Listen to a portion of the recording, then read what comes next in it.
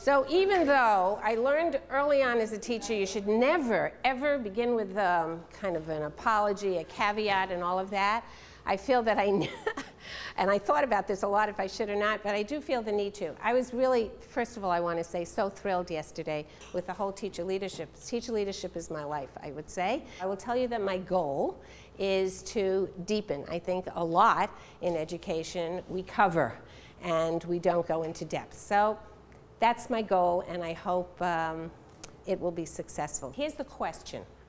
I want you to think in general of your professional development experiences in your school. Does that need a definition of professional development experiences? Does somebody want to just say what comes to mind if I say that? Professional development experiences.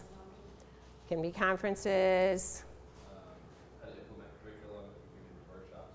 Yeah, workshops, all that stuff. What? Say again? Sharing ideas. My colleagues think that it's bringing in an expert to talk to them. Bringing in experts, all of it, yes. Okay, so I think that is what's commonly known as professional development. So I'd like you don't have to think about one specific one.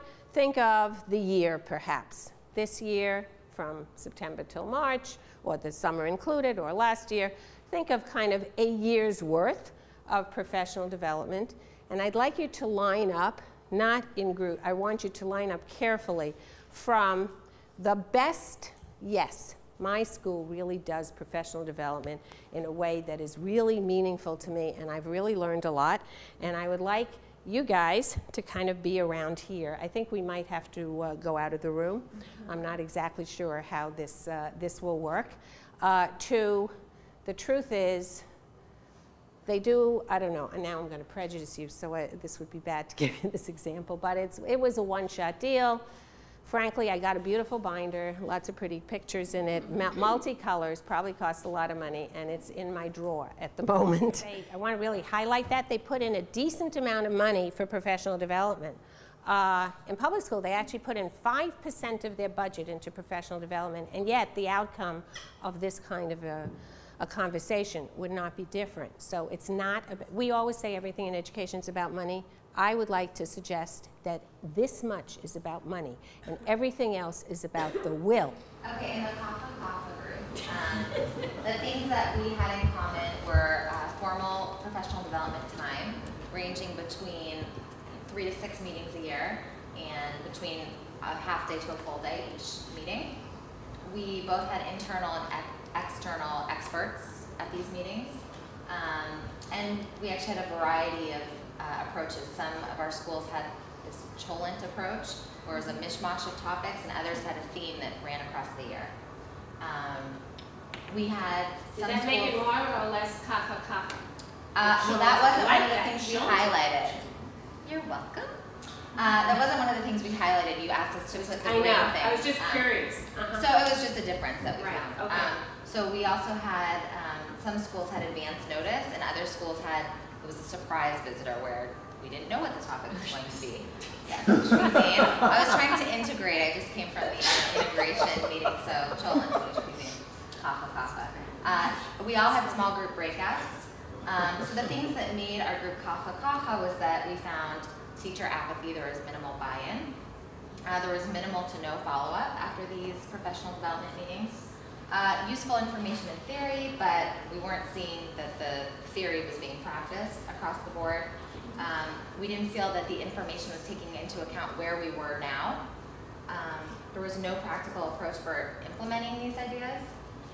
The input came from the administration top down as opposed to teachers bottom up. And none of it was differentiated. So here we are pushing for differentiation, and we didn't feel that these meetings were differentiated. So that's what made our group so How many of your schools do have differentiated professional development for novice teachers? What would that look like? It would look like that there would be something different for an experienced teacher perhaps than a novice teacher. That would be one simplistic way of doing it. You already have a vision, it looks like, of what you would want. Do you want to speak to? All right, so we're the lack thereof group, but yes, we can. So we said that, I mean, pretty much we had, most of these are commonalities. There's a lack of or no opportunities for yeah, a lack of or no opportunities. So either our schools have very few faculty development opportunities or none.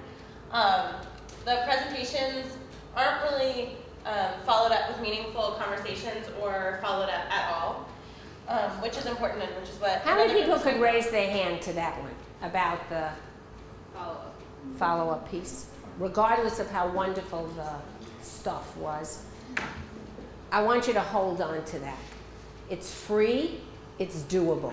All of it, I mean, really, nobody can tell you we don't have the budget for it. So just hold on to that, because I see it in a lot of places. Anything else you wanted to say? I think we said like there's a lack of mentoring for new teachers and experienced teachers, lack of encouragement for taking initiative in the school, of faculty taking initiative, lack of faculty buy-in to the development day topics, or asking the teachers like what are the issues that need to be addressed in this school and what should we having development days for, because they should be useful in the school.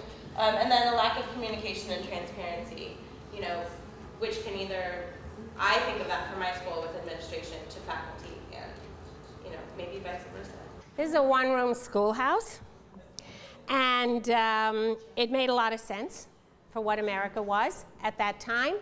An isolated teacher in an isolated building with a bunch of kids. And then big cities came about, and so in fact in big cities that doesn't work. And this guy, his name is Horace Mann, he comes from Boston, and he changed public education in our country. It is because of him that we have the kinds of schools we have today. And where did he get it from? Prussia. He went to Prussia and he found out that they had the graded school there, that they put kids of the same age and they put them together, and that schools could be society's equalizer. And that is the reason for free education in the United States, that it is supposed to be the public equalizer. Okay, a classroom that is only different from the ones that you're in because there are more people in that class and they are wearing different kinds of clothes. But here's the amazing thing. I've traveled around the world looking at schools, and schools look exactly the same. And many of you have heard the story that when I started, I am a relatively recent comer to the Jewish day school scene, and I was 100% sure they would be totally collaborative. One of the reasons I was motivated to do it, yes, finally I'm going to see collaboration. Because what's fundamental to Jewish communities? We need a minyan. We can't even live in isolation. We're not supposed to. It's so hard to live in isolation because how do you observe kashrut, and how do you say kaddish, and how do you fulfill so many of our mitzvot? We can't do it in isolation. And chavruta learning, the best, like my favorite, all of that.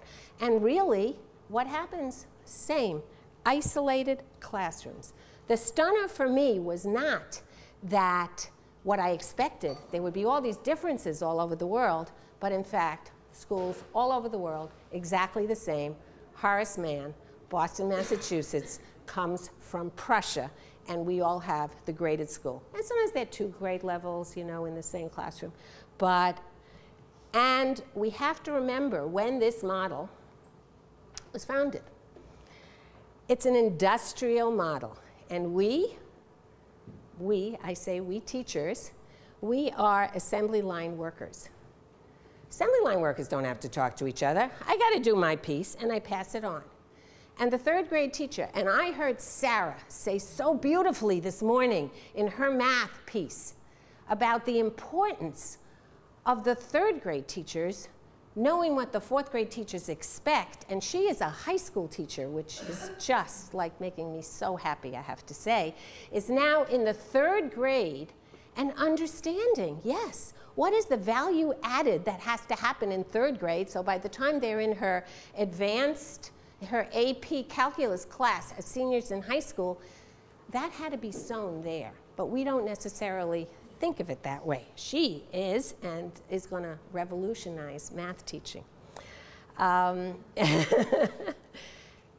But we're isolated. You can't do that in isolation. And Sarah herself said this morning, and she said, I need a group of people to talk to about this, that it's too hard. But on the workstation, why not? And that everybody's the same.